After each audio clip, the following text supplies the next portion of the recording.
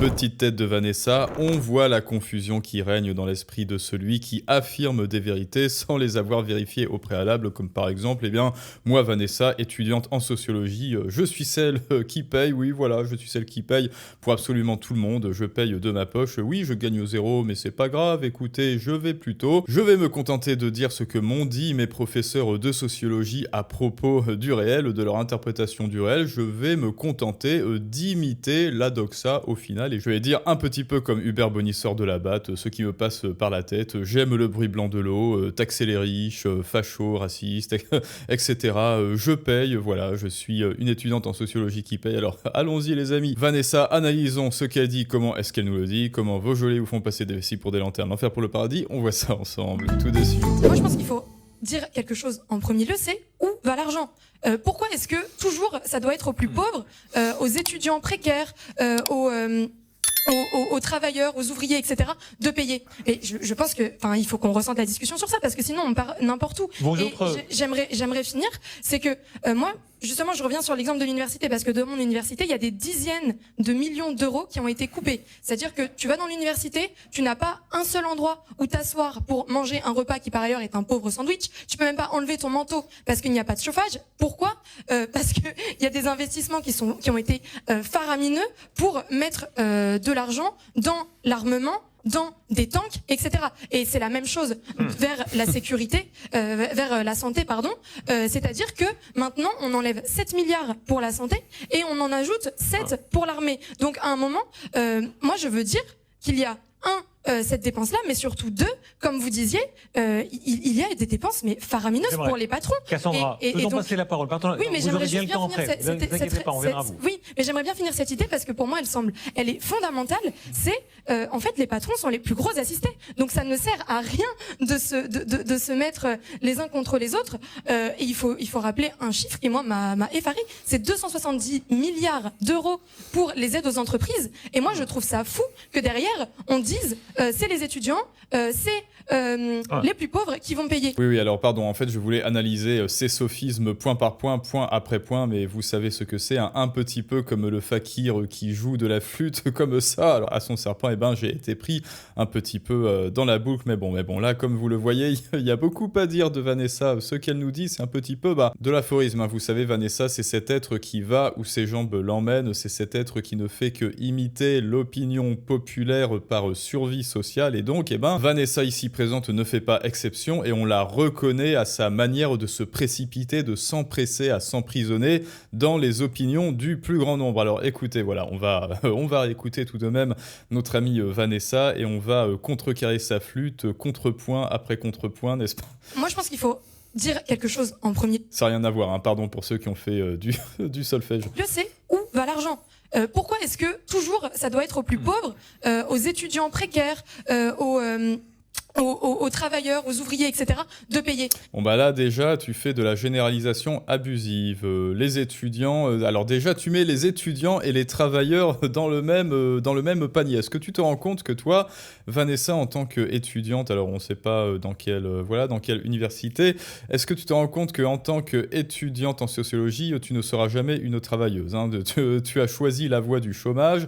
Alors pourquoi est-ce que tu te mets dans le même panier que les travailleurs qui factuellement paye. Combien est-ce que tu as payé d'impôts, toi, au juste, même si tu étais, alors là, dans ton petit... peut-être, je ne sais pas, si tu es en sociologie, c'est que peut-être que tu as les moyens, ou plutôt que tes parents ont les moyens de te payer une filière plaisir, c'est-à-dire une filière que tu fais pour le plaisir. Et c'est vrai que la sociologie, écoutez, c'est plutôt passionnant. Bon, sauf que, hélas, dans les universités, c'est plutôt idéologique, mais la véritable sociologie, tout comme la véritable psychologie, c'est plutôt intéressant à lire. Oui, mais bon, on va pas en faire une filière universitaire, quoi. Sauf pour ceux qui ont décidé, que ce soit à leur corps défendant ou sciemment, d'être des improductifs, ou alors tel la boucle, tel l'ouroboros de l'improductivité, un jour de prendre la place de leur professeur pour enseigner à leur tour, et de rester dans la boucle de l'improductivité, de la branlette intellectuelle. Mais sinon, en quoi est-ce que ça te concerne, les impôts au juste? Toi, en tant qu'étudiante, plot twist, on n'en sait rien, et peut-être qu'elle ne le sait pas elle-même, puisqu'après tout, elle réfléchit par imitation et aphorisme. Et psittacisme aussi, voilà. Je pense qu'il faut qu'on ressente la discussion sur ça, parce que sinon on part n'importe où. Oui, alors sinon on part n'importe où. Eh bien, veille à ne pas partir toi-même n'importe où, Vanessa. J'aimerais finir, c'est que moi, justement, je reviens sur l'exemple de l'université, parce que dans mon université, il y a des dizaines de millions d'euros qui ont été coupés. C'est-à-dire que tu vas dans l'université, tu n'as pas un seul endroit où t'asseoir pour manger un repas qui par ailleurs est Alors, donc on lui a coupé des dizaines de millions d'euros à son université publique. Alors je ne sais pas dans quelle université, peut-être, et donc quoi? Qu'est-ce qui s'est passé? Très concrètement, ils ont retiré des bancs.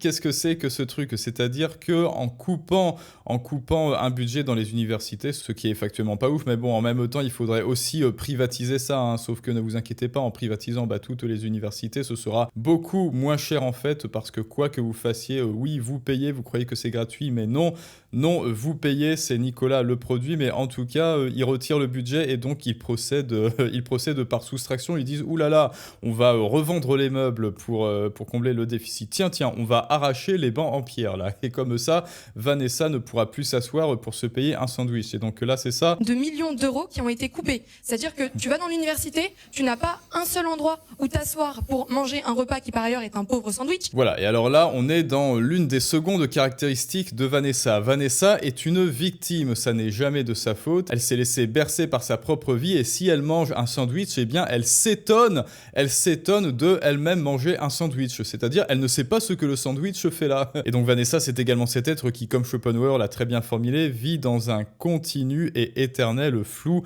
artistique. C'est le flou, en fait, c'est un flou artistique dans sa tête et elle ne parvient jamais à reconstituer la séquence logique qui a fait que un sandwich a atterri dans ses mains. Elle ne se souvient en rien que c'est à cause d'une chaîne de causalité qu'elle a elle-même actionnée qui a fait que un sandwich est là devant elle. Et c'est ça le drame de Vanessa, justement. Elle n'est au courant de rien de sa vie. C'est un petit peu comme une espèce de bipolarité très bizarre là. Ceux qui font des switches ou je sais pas quoi, elle s'étonne d'avoir préparé elle-même un sandwich et que ce même sandwich ait atterri malencontreusement dans ses mains. C'est un petit peu comme l'autre Vanessa qui a glissé malencontreusement sur le pénis d'un autre homme que son mari. Vous voyez, ça n'est jamais de leur faute. Alors que Vanessa, c'est bien simple, tu vas au marché, tu vas chez le boucher, parce que chez le boucher, au final, la viande est bien moins chère que à Carouf, là, et tu te fais un plat toi-même, hein, dans ta petite kitchenette d'étudiante. Oui, certes, on est tous passés par là, mais en tout cas,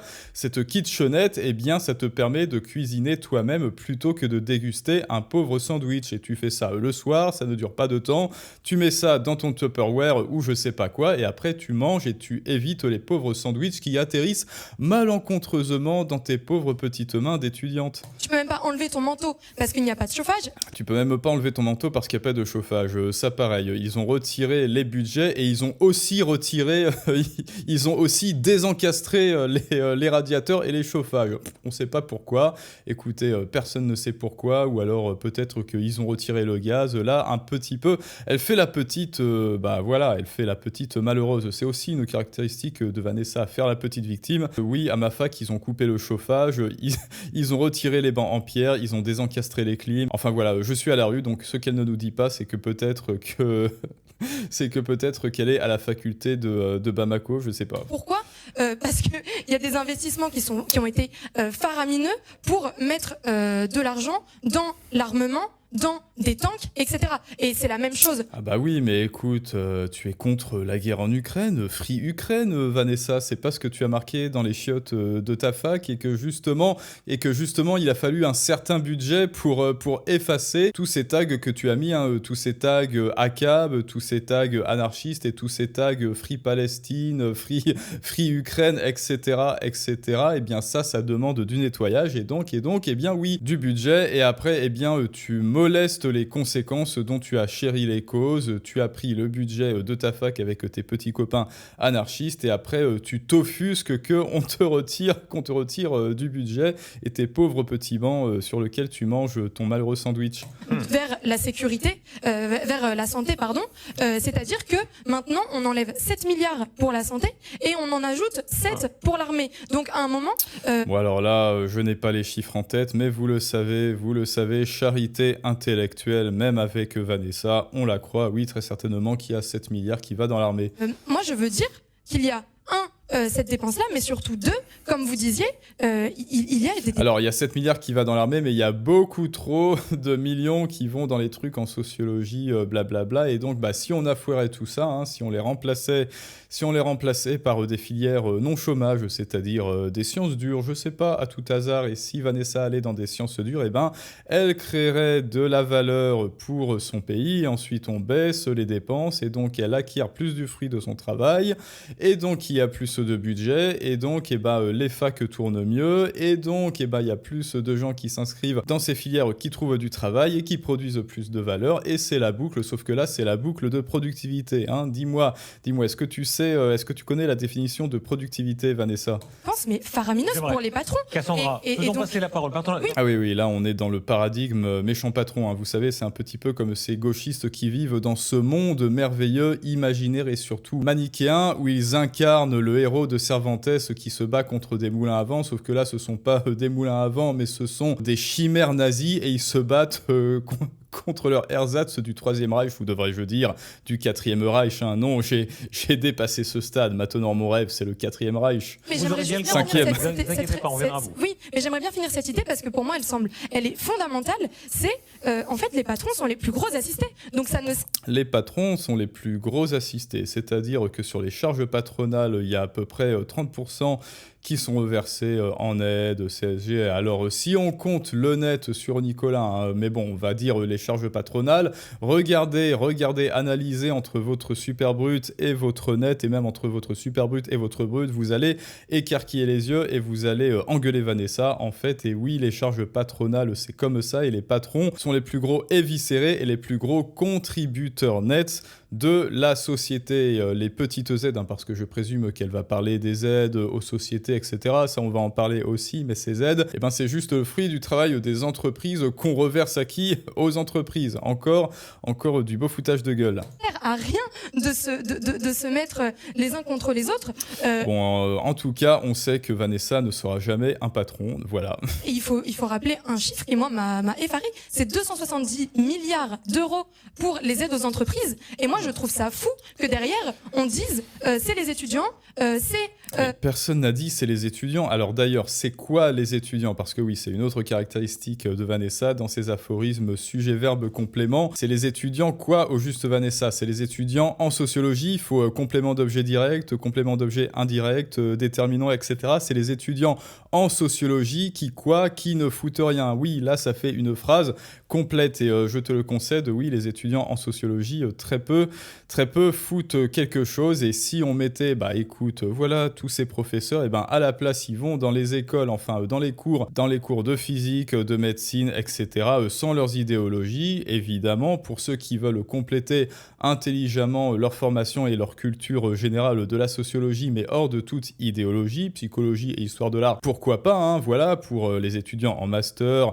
et en doctorat qui veulent compléter intelligemment leur culture générale et leur parcours universitaire, ok, peut-être 1 heure par semaine, 2 heures par semaine, d'histoire de l'art, de psychologie, par-ci par-là, oui, avec un petit coefficient 1, mais c'est tout, ça ne sert à rien d'autre, parce que à la base, c'était ça servait à ça, à la base, Vanessa. Et donc, là, on fera peut-être un petit peu une reprise du budget, mais en tout cas, c'est la faute des étudiants, ça ne veut rien dire. Ensuite, pour les méchants patrons avec les 270 milliards d'aides aux entreprises, alors écoute, là, par contre, j'ai les chiffres, donc c'est dommage. Et donc, ils sont là, et donc c'est même pas 270 milliards, c'est 211 milliards, mais non, l'État n'a pas versé 211 milliards d'aides publiques aux entreprises, parce que l'État n'a pas un rond, c'est Nicolas qui a les ronds, c'est Nicolas qui a l'argent, et il le reverse à l'État avec ces espèces d'extraction de son travail que sont les prélèvements obligatoires, donc il les reverse à l'État, mais non, l'État n'a pas versé 211 milliards d'aides publiques aux entreprises, c'est l'État, vous savez, ce petit garçon grassouillet à la cour de récré qui prend à Nicolas son sachet de 10 bonbons, et ensuite il revient après l'avoir tabassé et lui en refourgue 3, et il dit « Regarde, je suis gentil ». Eh bien pour les patrons, c'est exactement pareil. On leur prend en charge patronale le fruit du travail de l'entreprise et de Nicolas, bien sûr, hein, des salariés.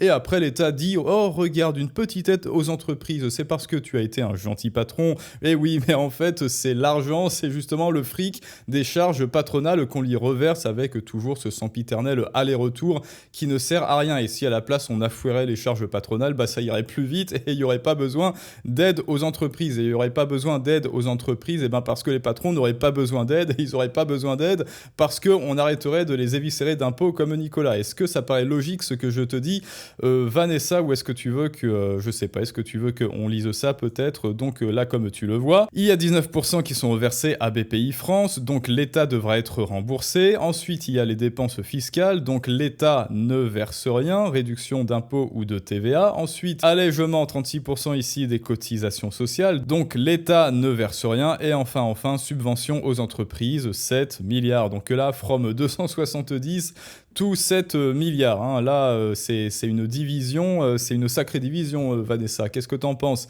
L'État a versé 7 milliards de subventions, c'est-à-dire l'État a rendu aux patrons 7 milliards du fruit du travail de leur entreprise. Alors, qu'est-ce que tu en dis, Vanessa? Est-ce que tu vas enfin faire passer tes impressions immédiates? Est-ce que tu vas enfin arrêter de confondre tes impressions immédiates et le réel? Est-ce que tu vas enfin te décider à faire passer tes perceptions dans le tamis de l'examen critique, ou est-ce qu'il faudrait encore qu'on t'éduque à ça? Mais je suis désolé, effectivement, en sociologie, je pense qu'on ne t'apprend pas effectivement la méthode cartésienne ou la méthode descartienne qui pourrait te garantir d'être capable de penser hors de toi-même et de penser autre chose que ce que tu t'imagines du réel. Alors écoutez les amis, voilà, je pense que c'est assez fini. Étudiante en sociologie, tu sais qu'elle va dire de la merde, ça je condamne fermement bien sûr, et je te rappelle que si toi aussi tu as un message à faire passer, eh bien tu le vois, si tu ne prends pas la parole, si tu ne sais pas défendre tes idées, les vendre, ou si tu ne sais pas communiquer ta valeur, ton domaine d'expertise, eh bien tu le vois, Vanessa le fera à ta place et elle le dira des âneries en plein LCI en direct, pendant que toi, tu resteras un jour de plus ignoré dans l'ombre avec tes idées. Et pour sa seule solution, la masterclass, les clés de la persuasion, en description et en commentaire. Et maintenant, c'est à vous de me dire ce que vous pensez de tout ça, les amis, et je vous dis à tous à très bientôt pour un prochain storytelling du monde moderne, mais ça, c'est une autre histoire.